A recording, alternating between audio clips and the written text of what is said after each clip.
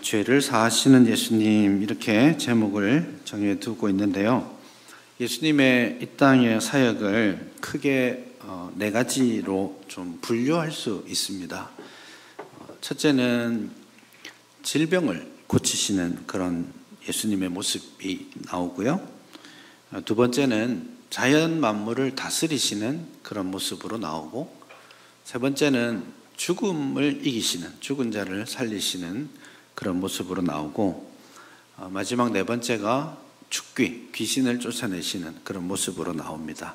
그래서 예수님께서 이 네 가지 사역을 반복적으로 하시는데, 이 네 가지 사역의 기본적인 특징은 예수님이 이 사역을 감당함으로써 하나님의 나라가 이 땅에 현재 임했다라는 것을 강조하는 데 초점이 있습니다.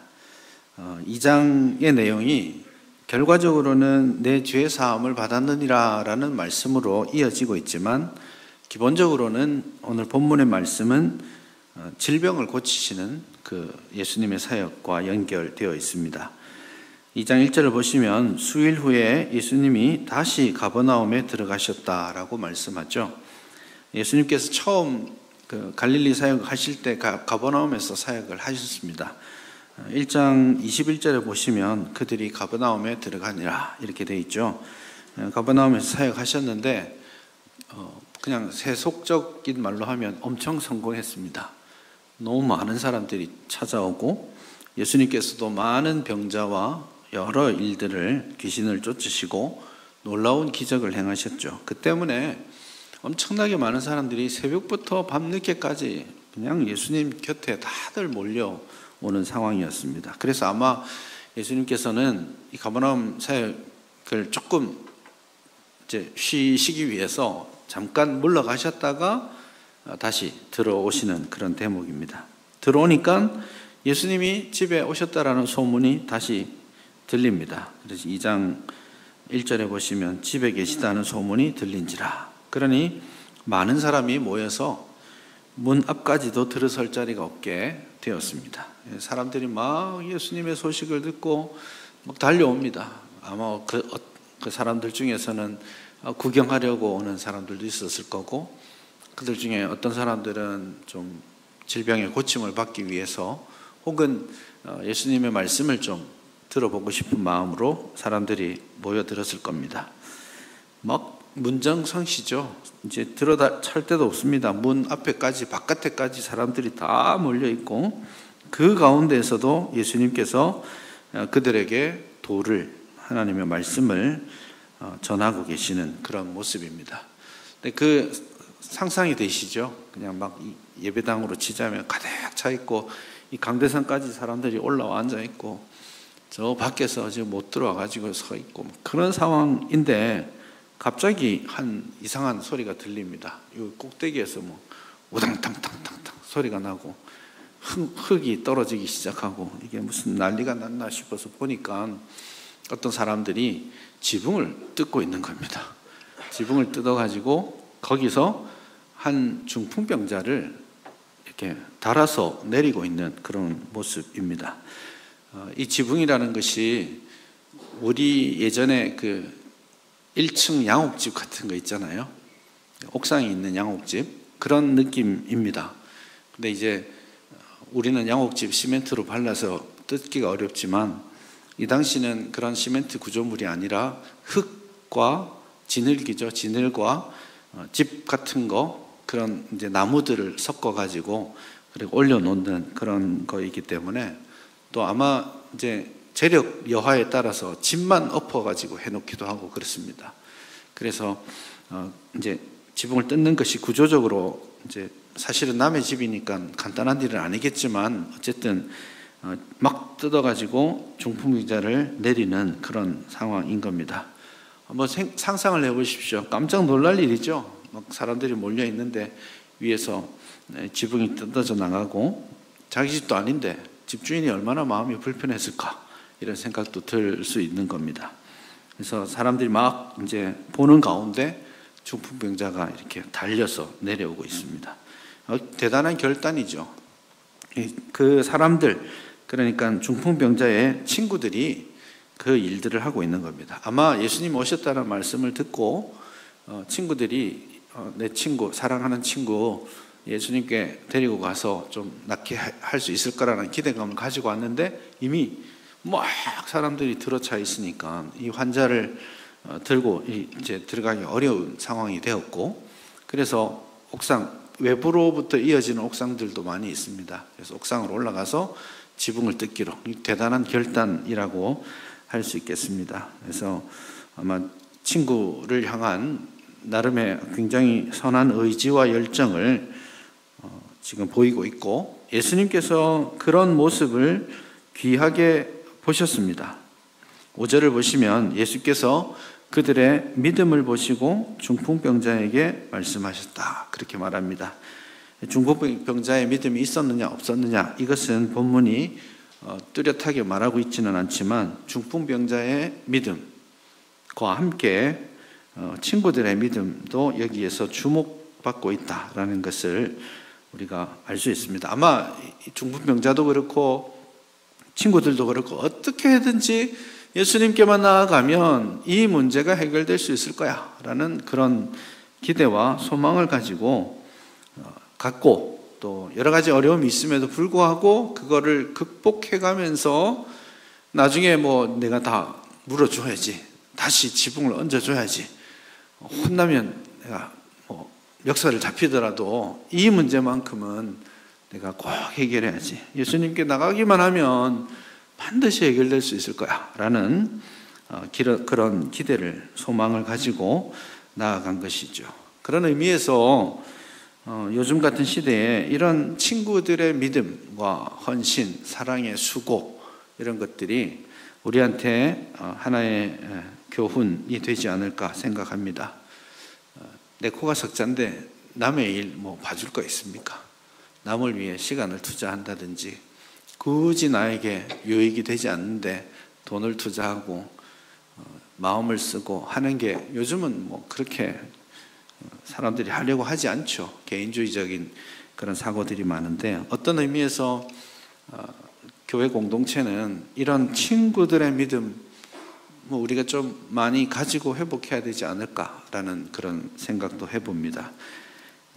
어떤 나에게 유익이 있거나 없거나 그보다는 그에게 어떤 필요가 있을까, 이웃의 연약함과 부족함에 내가 얼마만큼의 마음에 공감을 하고 그것을 위해서 희생하고 도우려고 하는가 하는 그런 마음의 생각들을 한번 돌아보았으면 좋겠습니다. 아무튼 그 친구들의 그 마음을 예수님께서 귀하게 여기시고 이 중풍병자를 고쳐주시기로 하십니다.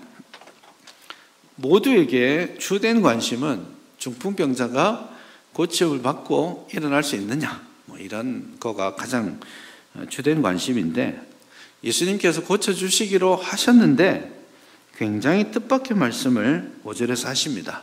어쩌면 아무도 기대하지 않았던 말일 수도 있겠습니다. 중풍병자와 중풍병자의 친구들, 그리고 중풍병자를 달아내리고 있는 그 모습을 본 주변 사람들, 이 사람들이 이 상황에 예수님께서 하실 것이라고 기대했던 것은 중풍병자의 손을 탁 잡아 일으키시면서 일어나 가라, 뭐 이렇게 말씀해 주시기를 기대했을 것 같은데, 예수님께서는 중풍병자에게 일어나 가라 이 말씀을 하시기 전에 먼저 작은 자야 내 죄 사함을 받았느니라, 그렇게 말씀하고 있습니다. 기분이 좋았을까요? 중풍병자나 중풍병자의 친구들이 그 말씀을 들었을 때 좋았을까요? 어쩌면 깊이 묵상하고 신학적인 고민을 거치고 나면 정말 귀한 말씀이구나, 이게 정말 나에게 필요한 말씀이구나 이렇게 하겠지만, 아마 그 당시에서는 이게 무슨 소리지? 지금 나한테 필요한 건 내 중풍병이, 내 친구의 중풍병이 낫는 건데 왜 그 말씀을 해주시지 않지? 그런 생각을 했을 것 같습니다. 그런 의미에서는 우리도 이 당황스러움을 경험할 수 있을 것 같아요. 예수님께 우리가 어떤 문제가 있고 고민이 있고 그래서 나오면 주로 그 문제를 해결해 주시기를 원하죠.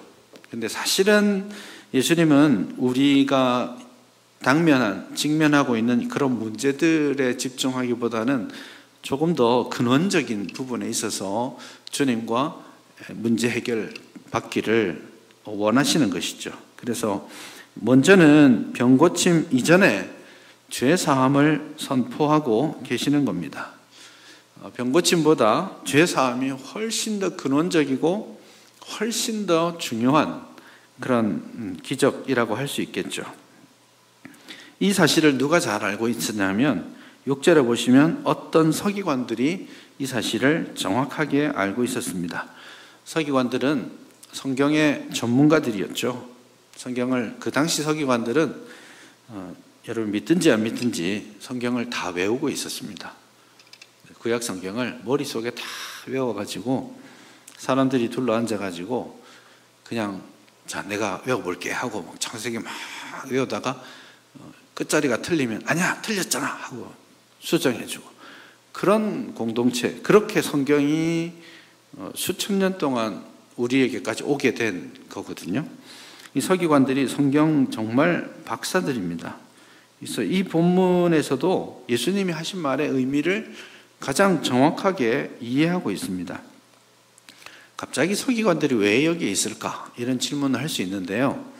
다른 병행 본문들을 보면 예루살렘에 있는 바리새인들, 예루살렘에 있는 대제사장과 종교 지도자들이 야, 저기 갈릴리에 예수라 하는 자가 나타나서 엄청난 기적을 일으키고 사람들이 막 몰려다니고 있대.